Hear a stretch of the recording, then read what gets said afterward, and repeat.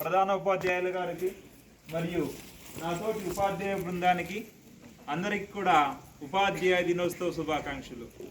అదేవిధంగా విద్యార్థులందరికీ కూడా నా ఆశీస్సులు అన్నమాట. ఎక్కువసేపు మాట్లాడదలుచుకోలేదు, 3 వాక్యాలు మాత్రమే చెప్తాం. నాగరాజు సార్ అన్నాడు, ఏమన్నా అంటే హరి ఆ భగవంతుడు గురువు ఇద్దరు కనబడితే ఎవరికి నమస్కారం చేయాలని. ఎస్, ఆనాటి కాలంలో మనము శ్రీకృష్ణుడు ఎక్కడో లోపల ఉంటాడనమాట. శ్రీకృష్ణుడి గురువు సాందీప మహర్షి.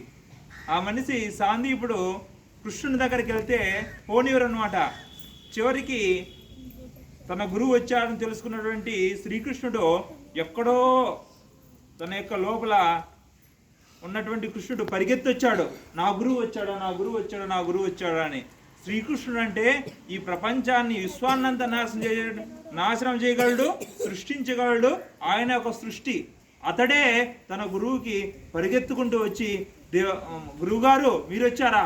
ఏంటి అంటే, ఏమి స్వామి, నా యొక్క కొడుకు నా కొడుకు మృత్యు కబలిస్తోంది, అతన్ని కాపాడండి అంటారు అనమాట.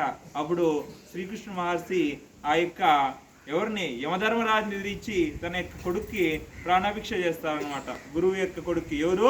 శ్రీకృష్ణుడు. ఇంకో విషయం చెప్పాడు, ఏమన్నా అంటే సారు కరిగిపోతున్నటువంటి, అంటే సార్ అన్నాడు హెచ్ఎం సార్, తను కరిగిపోతూ విద్యార్థులకి తన యొక్క అంటే జ్యోతి ఏమైపోతుంది, ఆరిపోతుంటుంది, కానీ ప్రపంచానికి వెలిగిస్తూ ఉంటుంది అనమాట. అట్లా ఉపాధ్యాయుడు కూడా జీవితాంతం తనలో ఉన్నటువంటి జ్ఞానాన్ని తన ముసులైపోతుంటాడు, కానీ ఎంతోమంది విద్యార్థులని ఉన్నత విద్యావంతులుగా తీర్చిదిద్దుతూ ఉంటాడు అనమాట. ఇంకోసారి సార్ అన్నారు అనమాట, ఏమన్నా అంటే ఈరోజు నేను ఇక్కడ ఉండడానికి కారణం నా ఉపాధ్యాయులే. ఎస్, ఎప్పటికి కూడా నేను కూడా గర్వంగా చెప్పుకుంటాను, ఈరోజు నేను ఉపాధ్యాయుడిగా స్థిరపడ్డానంటే దానికి నా తల్లి, నా తండ్రి, వాటితో పాటు ఖచ్చితంగా నా ఉపాధ్యాయుల యొక్క పాత్ర చాలా ఉందన్నమాట. వాళ్ళు లేకపోతే మనం ఈరోజు ఈ స్థాయిలో లేని మా ఉపాధ్యాయులు ఒక్కరోజు చదువు చెప్పినటువంటి వ్యక్తికి కూడా నేను సగర్వంగా నమస్కరిస్తాను. ఎందుకంటే ఉపాధ్యాయుని పాత్ర అంత ఉంది కాబట్టి. రేపొద్దున మీరు ఉన్నతమైన పదవులలో ఉన్నప్పుడు, ఏదో ఒక పదవిలో ఉన్నప్పుడు మీకు ఖచ్చితంగా ఈ ఉపాధ్యాయుని ఖచ్చితంగా గుర్తుకొస్తాడు.